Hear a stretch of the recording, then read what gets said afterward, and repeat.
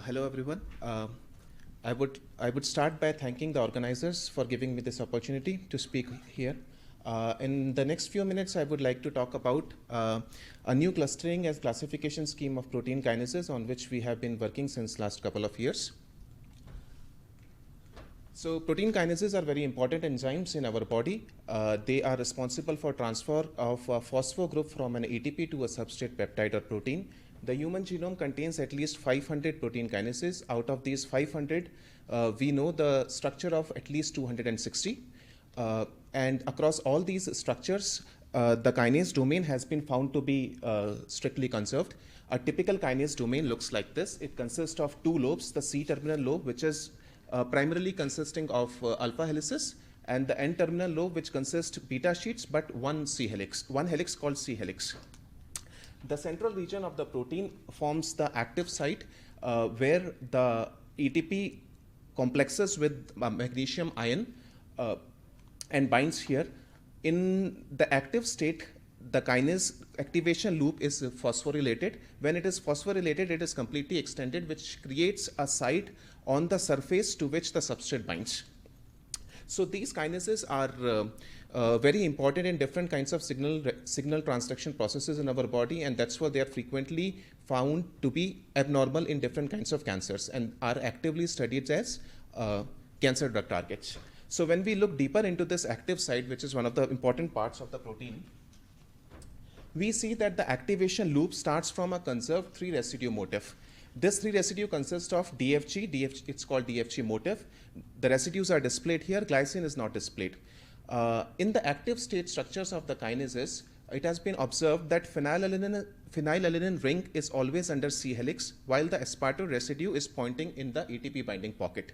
This kind of orientation is known to be as DFG in orientation, and the inhibitors which bind to this orientation like this are called type 1 inhibitors. However, the commonly studied inactive states of kinases, these residues swap each other by 180 degrees, and now the phenylalanine is out of the back pocket into the ATP pocket. This kind of conformation is referred to as DFG out conformation. In this case, this back pocket is exposed now, and the inhibitor could extend up to this back pocket. These kind of inhibitors are called type 2 inhibitors. However, this DFG in orientation is an ensemble of multiple kinds of states. As shown over here, the ring is still under C helix, but is pointing upwards, and the loop is not extended anymore. So it's an ensemble of different kind of states. Sometimes this particular conformation is also referred to as Sark-like inactive conformation. However, there is no clear scheme to identify these different kinds of conformations. Moreover, in the last few years, we have observed that several crystal structures have been solved in which the ring is pointing upwards. The authors sometimes refer to these structures as DFG up structures, and here they are shown in context of DFG in and DFG out, but they are also not properly classified. So while doing this work, we realized that there is also not a specific geometry defined for the active state of the kinase. So with this motivation, in this work, we went forward to develop a clustering and classification scheme of kinases. Our scheme works in 2 steps. In step number 1, we identified the major regions in which the phenylalanine ring is observed in the active site. The 3 major regions are also displayed over here. But within these major regions, there is significant variation which is being observed. So we cluster them again based on the backbone conformation of the activation loop in all these 3 groups.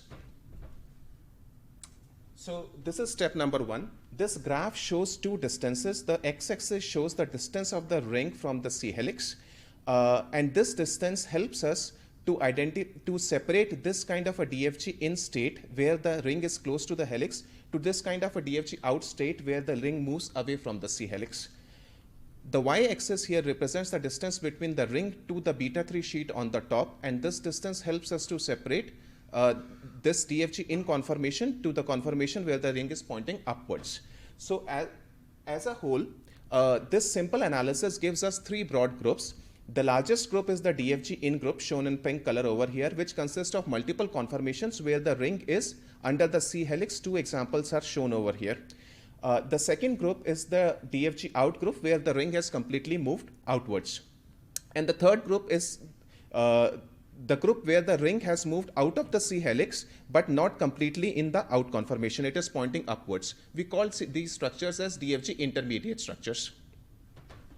The pink triangles shown over here are the structures in active state. I will describe this active state later in more detail.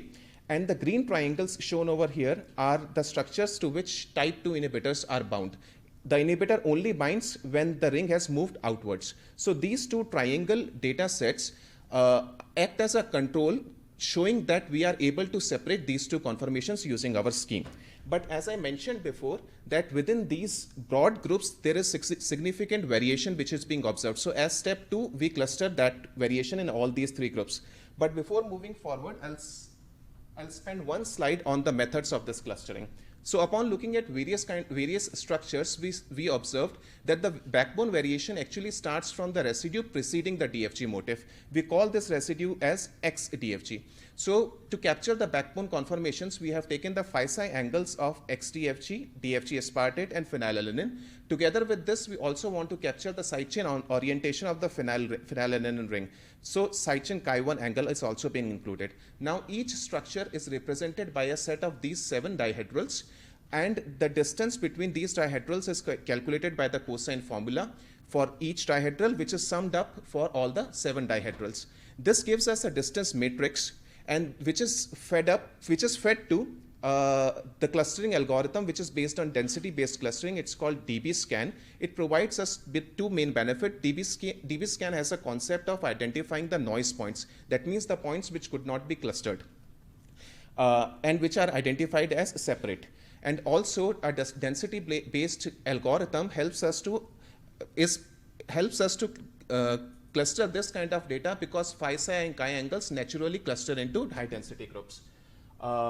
Together with this, we have our labeling scheme, which is based on two features: the backbone orientation, which we identify the regions from the Ramachandran map, the beta sheet region, alpha helical region, and the left-handed alpha helix region, which are the three major regions which are going to use. The side chain orientation is going to be identified as G minus, G plus, or trans. In short, we just call them as minus, plus, and trans. So this is the first group, DFG in group, in which we identified 6 clusters. This graph represents Ramachandran map of these 3 residues. Each row here represents one residue. So the first row is XDFG, Ramachandran maps. The second is DFG aspartate, and the third is phenylalanine. The first column represents the noise points. Starting from the second column, we have cluster number 1, 2, up to 6 clusters. As we can appreciate here, that these columns are separated based on the Ramachandran region which the backbone of these residues occupy. So for example, the first is the beta sheet region, the left-handed helix region, and the alpha helix region. So we call this BLA. Similarly, this is ABA. On top of this, we identify it with the side chain conformation of the phenylalanine ring. So this is BLA minus and ABA minus, and so on and so forth. The pink dots again over here are the active state structures, and all of them form a subset of BLA minus cluster, showing that BLA minus is most likely the active state conformation of kinases. These are the 3 representative examples of how these clusters look like.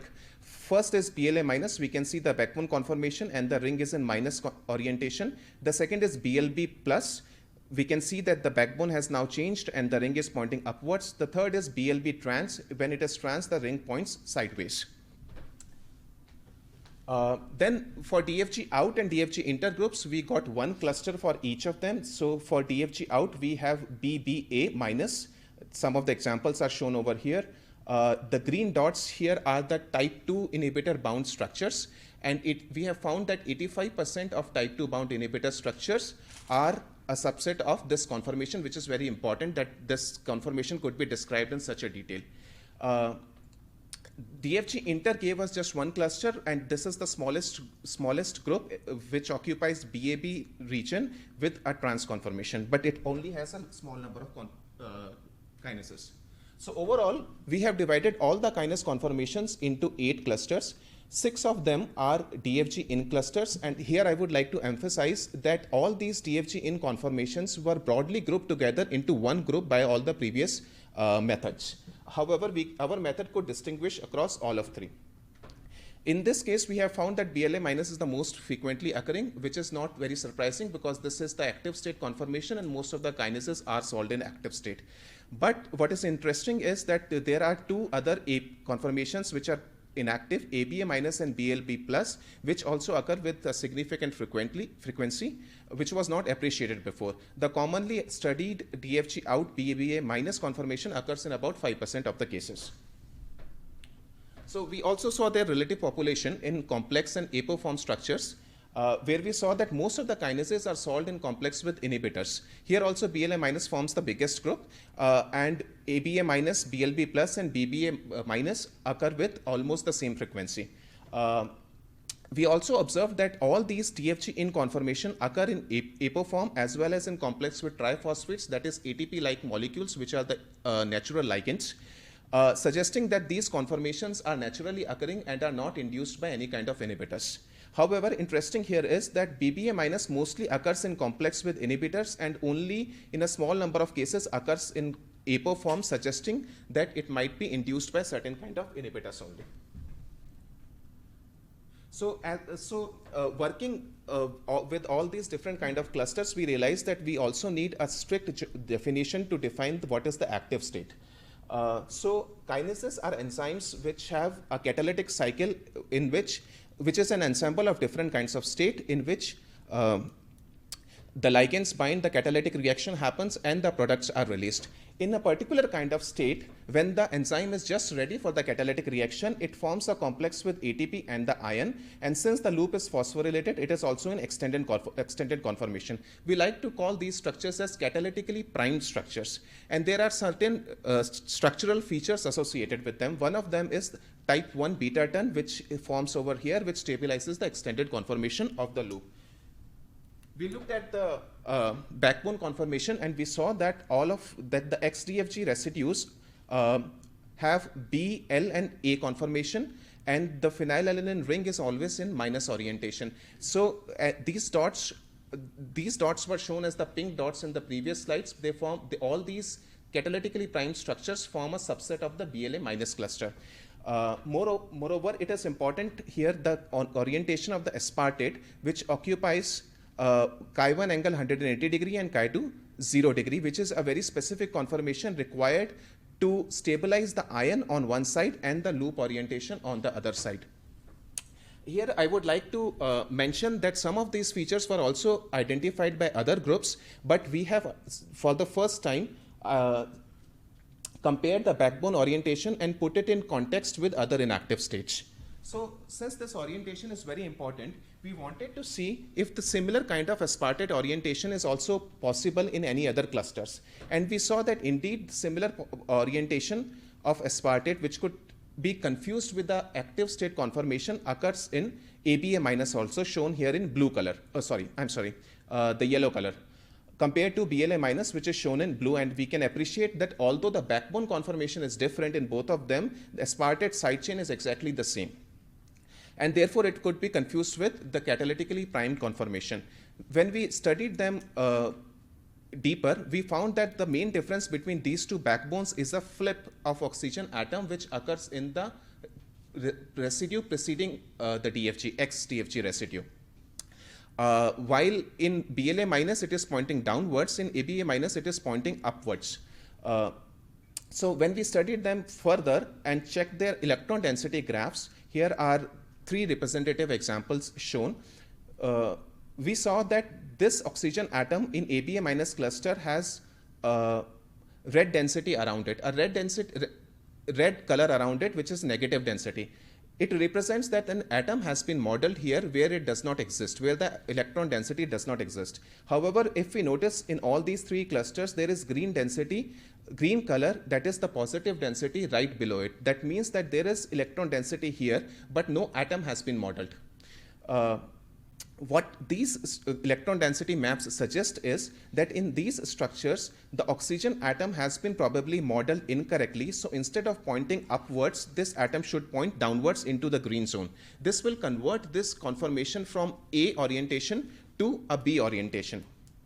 So So we have further quantified these changes, which I could describe in more detail in my poster. But overall, what we have found is that whenever the aspartate is in an orientation which could be confused with the catalytically primed orientation, the aspartate is always modeled correctly, but the backbone is modeled incorrectly. If it were in correctly modeled, the ABA backbone would become BLA. And we found this error in at least 20% of the cases of ABA minus cluster. So with this, I would like to conclude that in this work, we have developed a classification and clustering scheme for kinases. This has helped us to identify different conformations within the DFG in group, which were previously grouped together. Also, our scheme is based on phi-psi chi angles, which is a fundamental property of kinases. During this work, we also defined the geometry of catalytically primed state, which is very useful to compare it to other kinds of inactive states. In future, we are working on development of a database to provide this information to the community, and hopefully we will be able to find an association of different kinds of inhibitor binding to different kinds of conformational states. With this, I would like to thank my mentor, Dr. Dunbrack, for conceiving this project and for his constant guidance at every stage. I would like to thank my friend Max, who helped me with some of the rotamark work, and also the other lab members for discussions and suggestions on various occasions. I would like to thank Fox Chase Cancer Center for providing me with Elizabeth Knight Patterson postdoc fellowship, and also our NIH funding source. I would like to take any questions. Thank you. Very much.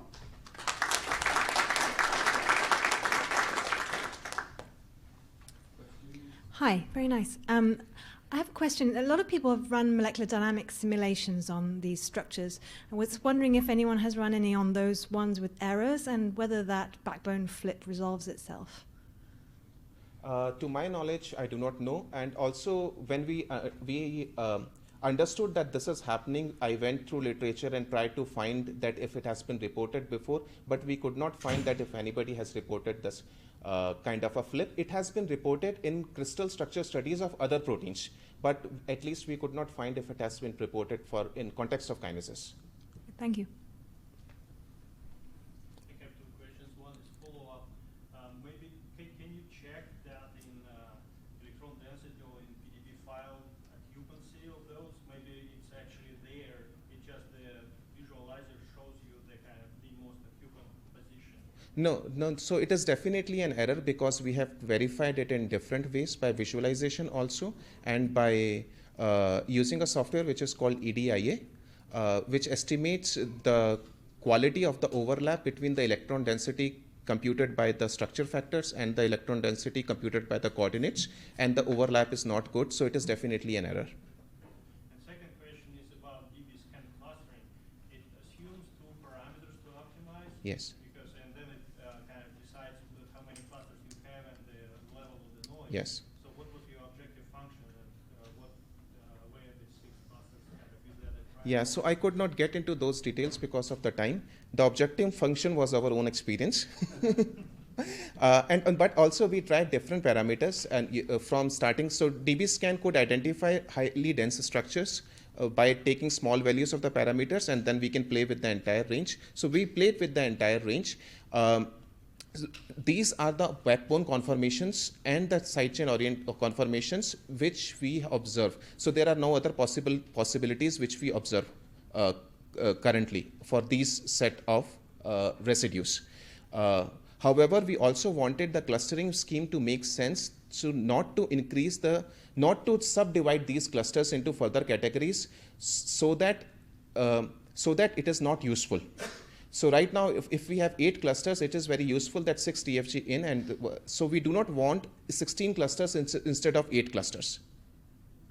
So that was one of the reasons of the choice. But as far as the possible backbone conformations are concerned, these are the only possibilities which we see. We are not missing any possibility. Have you included any Do you want to come to the microphone?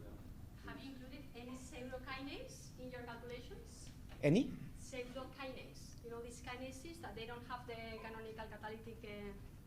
Oh, so we have included the pseudokinases. The pseudokinases behave, the active site behave in the same way. We have not included atypical kinases. Atypical kinases are very different. We have not included them. Okay, thanks. How much variation do you see when you change your min point parameter? I saw that you used 20, but Yes. somewhere you use 15, and So it influences quite a lot. So in just one case, we had to use minimum points 15 because that is for BAB trans cluster, and that is one of the low density clusters. If we increase the minimum points, we could not identify the same cluster because there are only few structures which occur in that conformation, and the conformation is a little bit difficult to identify. However, in all the other clusters, we can have the minimum points from 15 to 20 to 40. We still identify the same clusters. Thanks. Okay, thanks very much. Thank you. Thank you.